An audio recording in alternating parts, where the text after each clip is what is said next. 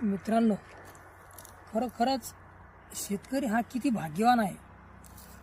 अगदी निरोगी हवा, स्वच्छ सूर्यप्रकाश आणि स्वच्छ अन्न हे दररोज त्याच्यासाठी मुबलक असतं.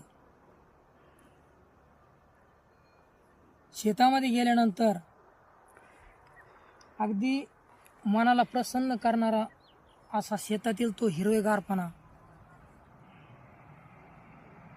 झाडांचा तो मुक्त असा ऑक्सिजनचा पुरवठा आणि पोटाला पोटभर, अगदी खरंच शेतकरी हा अतिशय भाग्यवान आहे. त्याला जरी 2-5 रुपये कमी मिळत असतील, परंतु तो निश्चितच जगाचा पोशिंदा आहे आणि स्वतःचं आयुष्य तो अगदी राजासारखं जगत असतो.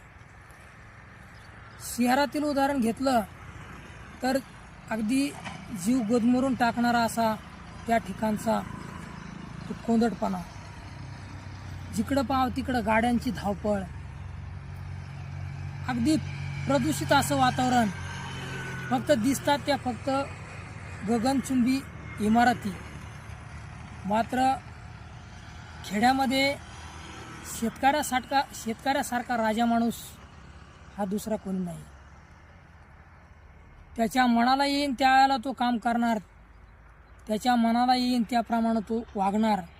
अगदी स्वच्छंदी आणि मनसोक्त जीवन जर जगायचं असेल तर ते फक्त शेतकऱ्यासाठीच आहे.